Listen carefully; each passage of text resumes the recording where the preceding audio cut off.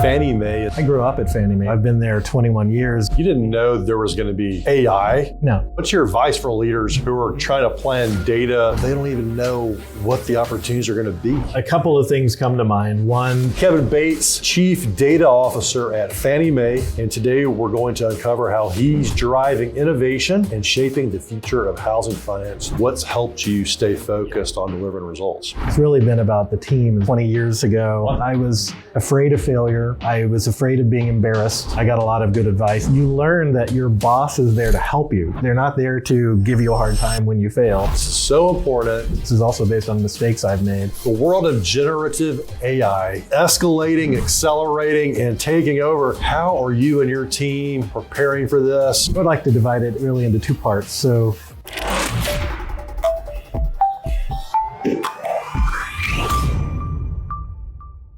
welcome back to CEO Tech Live, brought to you by Hexaware. I'm Ben Fanning, your host. We've got a treat coming your way today because in today's data-driven world, the ability to extract meaningful insights is paramount. And Kevin Bates, who's with us today, is a leader who understands this deeply. As the Chief Data Officer at Fannie Mae, yes, that Fannie Mae, he's at the helm of transforming how one of the nation's most critical financial institutions leverages their data.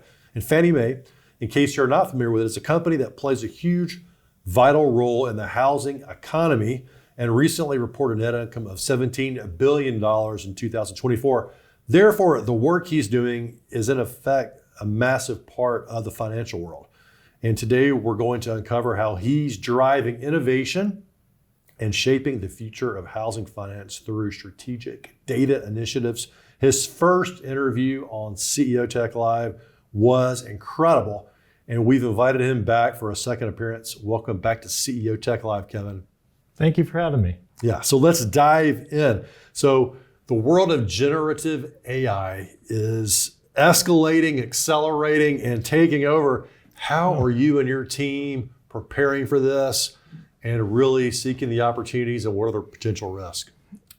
Great. Well, so it's the topic everybody wants to talk about. Yes. So I can definitely give some thoughts as what we've done at Fannie Mae.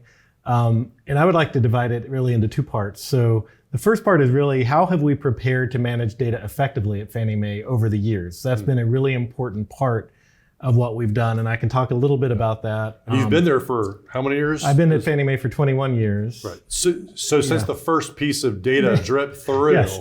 so now there's megatons of it. That's right. And we started off at a place where we had built up a lot of data stores going back 20 years ago. On paper? On paper and Yeah. binders and paper clips all over the place.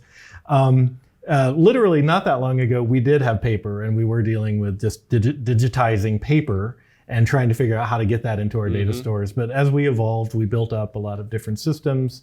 Eventually, those systems outgrew their purpose, became very difficult to change. It took us time.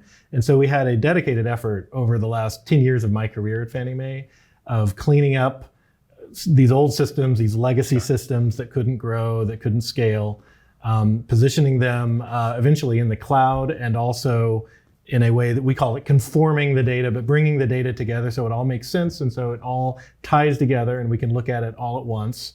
And then that has been an effort that not only is it ongoing and an evergreen project, but it's an effort that looking back on it now feels like it was very important for generative AI because generative AI is all about the quality of the data and being able to take it and leverage it. What is the cost impact? I mean, you may not know exactly, but as to just getting it off of paper into a usable format, like what is the total impact to the organization of just that piece?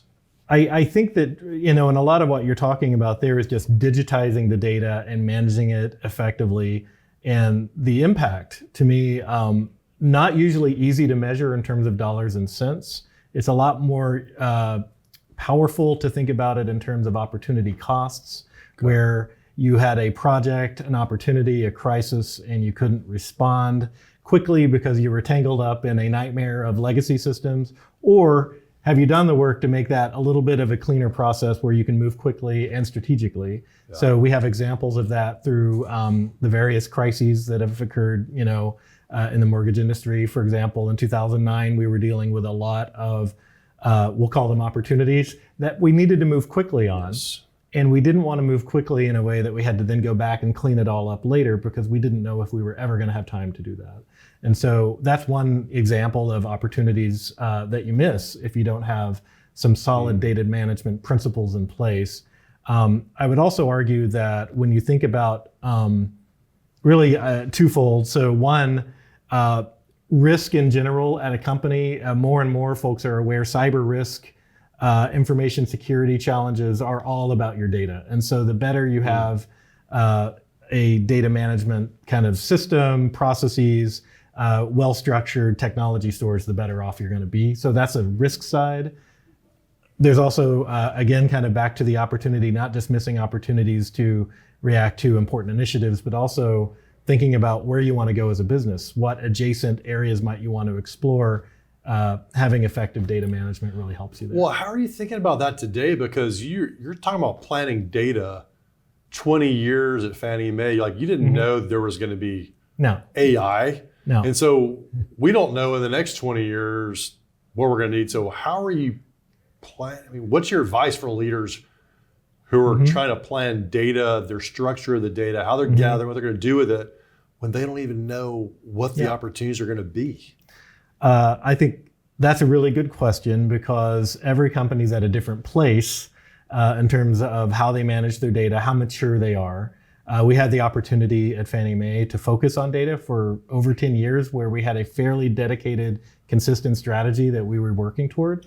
A lot of companies right now are seeing opportunities to build a new product, and they're at a very different place. So I think every leader, a data professional, has to look at where you are realistically and figure out how you can build new solutions as quickly as you can, with some basis in how the data will be managed, where it's coming from, how can I make sure I trust this data to move it forward. It doesn't mean you need to boil the ocean and create a huge program. You can't do 5 years of work in 6 months, but you can take some basic principles around data hygiene, around making sure that you don't have 20-year-old data floating around, which is something that an older company like Fannie Mae might have, that you're cleaning it up, because what goes in is what's going to come out. And if it's junk, you're going to have challenges with what comes out. Yeah, you can see somebody at their desk doing something, like a query in AI, and it sounds brilliant, but the data's not good. And they're like, well, this is what it told me. And you're like, well, that's not, the input's not good. Yeah, on the generative AI side, with the tools that come out, I think we've all heard about hallucinations and other figments of this new technology that are being addressed, and it's moving very, very quickly every day. But if the data you're bringing in isn't good in the first place, you're going to have a lot of difficulty drawing value out of it. You want to avoid that being the problem and focus on how to effectively manage these new models that are these large language models, or whatever new project you're doing. Do you have a favorite hallucination that's happened? Well, off the top of my head, let me see. There's some famous ones that are out, like in the news today, right? I mean, so there's very embarrassing hallucinations that will go in a very inappropriate direction. You've seen a lot of those. I'm not going to go into detail. There's also the concept. That's too bad. Yeah, exactly. It could make the podcast a lot more interesting, maybe. But you definitely have those kinds of situations where you have essentially inappropriate outcome to what was a very innocent Pretty attempt. memorable. They're not only memorable, but they're directly related to the data that's being put into the model, and they're related to the concepts of, we call it responsible AI, or having some ethical standards that you're proactively trying to enforce on how you build out new solutions using AI. Because if you don't have those, you will have these gaping holes that don't catch a hallucination that's completely bonkers and should never be coming out of your system, and so forth. So you really will lose the what I'd call the agency to move forward if you have those kind of problems, and the boardroom sees that. They're going to lose your credibility. Stop doing what you're doing right now. Well, it's interesting. So, chief data officer, like this role, even 5 years ago, probably didn't exist in the world, right? How long have you been in? Well, there's a handful of folks. Did you get on early on that? I got in about 4 years ago. Okay. And about 10 years ago, I think you started having some of the first ones. I know because sometimes I see them in the industry,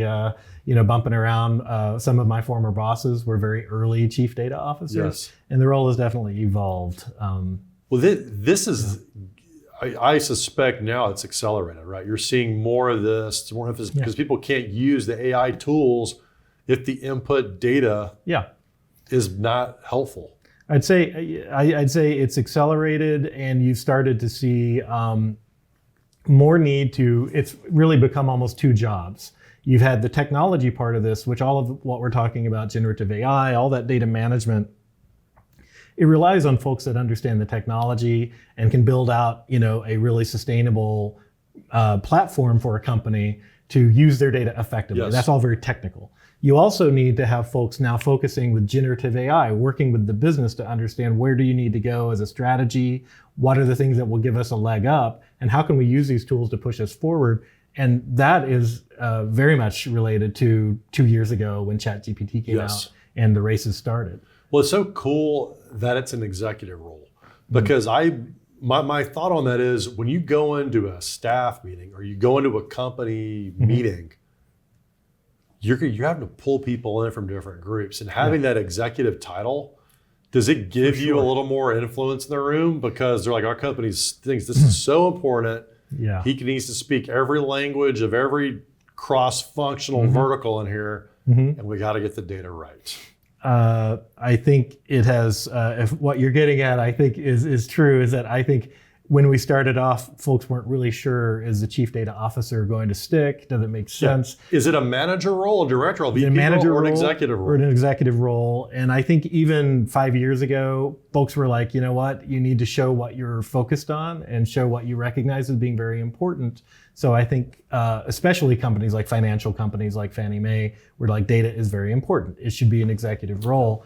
But still, I think that there's been a progression. And as I mentioned 2 years ago with ChatGPT, is the first time I recall being given an opportunity to come into the management committee or the board and explain what this stuff is, and actually give a somewhat technical layout, kind of the history of AI, how that's come to be generative AI, what does that mean for us as a company? And they really wanted to hear from the more technical folks, and the chief data officer role really was kind of right at the crux of that. It still is. Yeah. So cool you're joining us today, because I think organizations need to hear about this. They need to understand where this starts. And this role you have, I think, is going to become even more crucial as we go forward, because you basically bite a bullet now. If the stuff going in is not right, what tools are you going to drive your future of the business with? I mean, that's the big question. You got to have it. You got to have it. And I mean, I could talk a little about that. We've already been bringing in tools that are commercial tools available to us, which are just the future of how kids coming out of college are going to write code in the future. They're going to use these co-pilot tools that you might hear about. They're not doing it the way that when they had the Tandy 1000. That's right. This is not happening. It's not happening. And you actually, just to be a modern company and to bring in new talent, you have to keep up with that. You have to think about your business and look at some of these really crazy capabilities that are out there now, and think about if that's a slam dunk for me, if it would help me save. If I have 20 contractors, then all they're doing is cranking out marketing material. That's a really easy business case to say that I have tools that I could probably automate that. So you have to take those opportunities. So it becomes more and more important. So good. Kind of heading in a different direction here. Fannie Mae has had some incredible changes organizationally, how it's structured over the last couple of years. You've seen it all. You've been an executive the whole time. What has that been like, being an executive of such a well-known organization that's been in some ebbs and flows, and what's helped you stay focused on delivering results? Well, I'll say the first thing I'd say, and I grew up at Fannie Mae, so I've been there 21 years, and I did not start as an executive. I made my way up the ranks.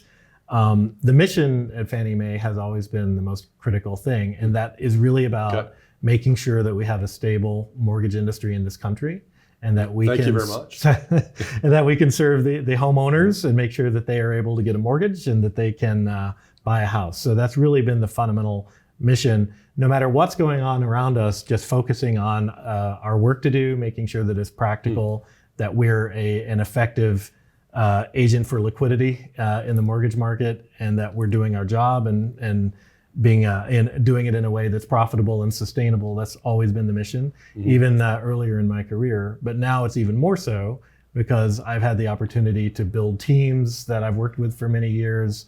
I've had bosses that have brought me along through these ebbs and flows. And so it's really been about the team as well, just sort of understanding you've got a job to do, let's do it.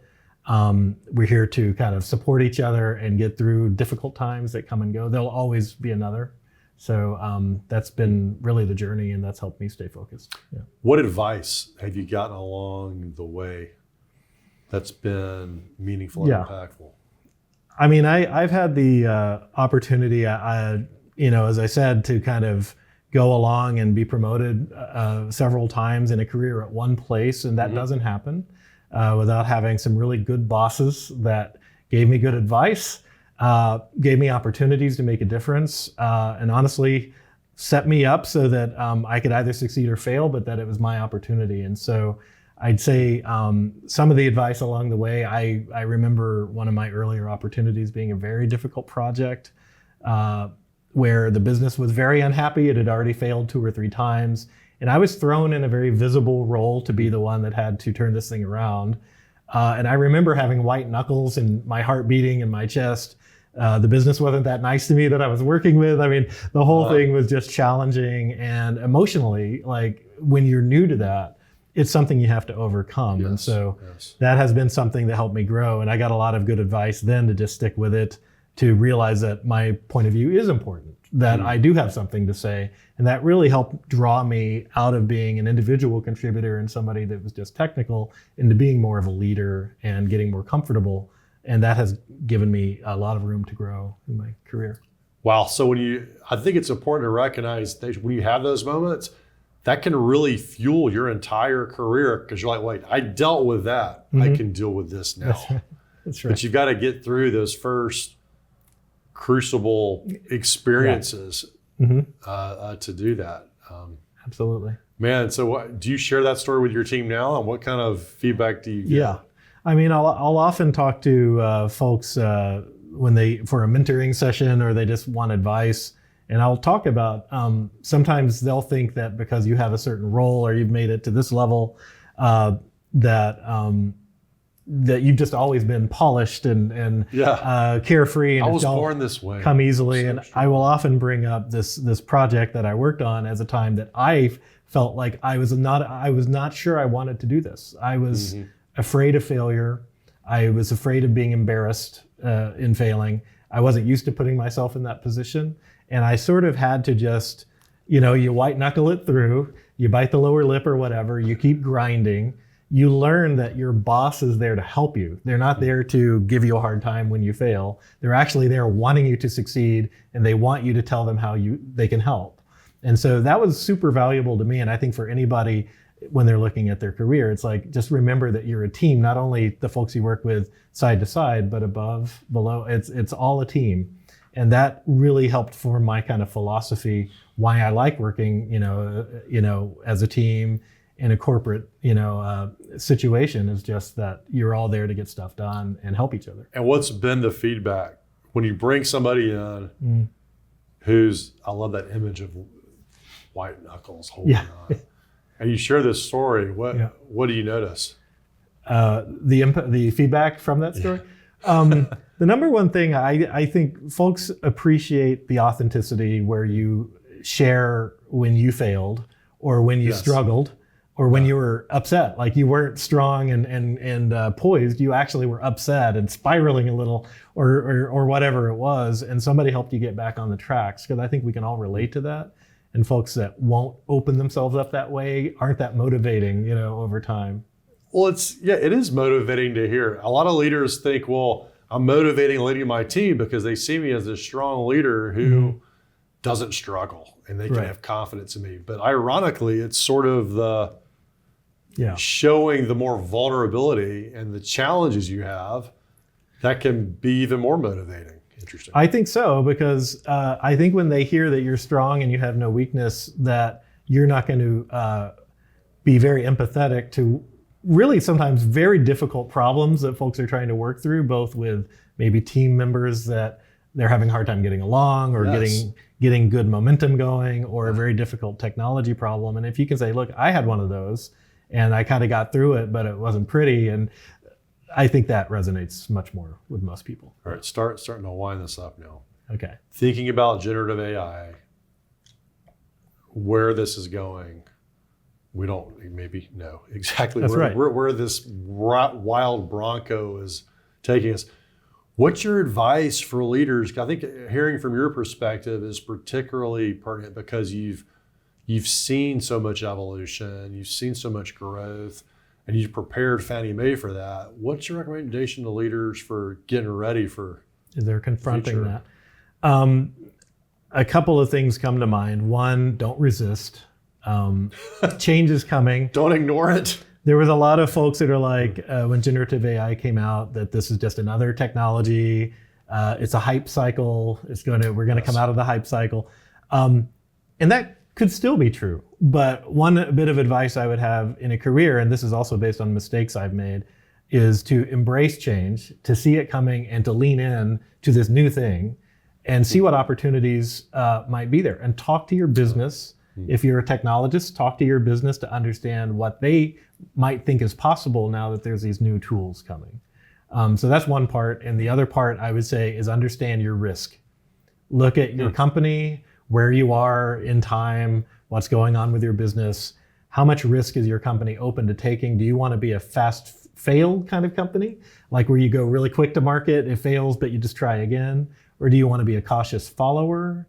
Do you want to stand on the sidelines? You need to make sure that you understand that. And that's not me as a person understanding it. It's me understanding what my management committee thinks, what my board thinks, and making sure to really socialize what the opportunities are that you might be missing, what's out there, and just get that right. Find that balance in the risk and the opportunity. Yeah, it's so funny. Sometimes people say, well, first thing is go play with the tools, get to know the tools. You're like, no, understand your business, understand the people. Have the conversations, have a non-technical action you take first. That's right. I think the non-technical action is the most important, assuming that you've got the technical capability. Assuming you got this. Yeah, assuming you got it. Exactly. All right, so what's it been like working with Hexaware so far? Hexaware has been a partner at Fannie Mae, I want to say, for 13 years. So they've had some 15, 13, I don't know. I don't keep track of it, but what a ride. So they've been there along the journey of everything I've done, from trying to clean up the data ecosystem to moving to the cloud, and now generative AI. They have been part of the team. So that's how we look at them. So that means that there's always ups and downs and things that we do that we have to work through.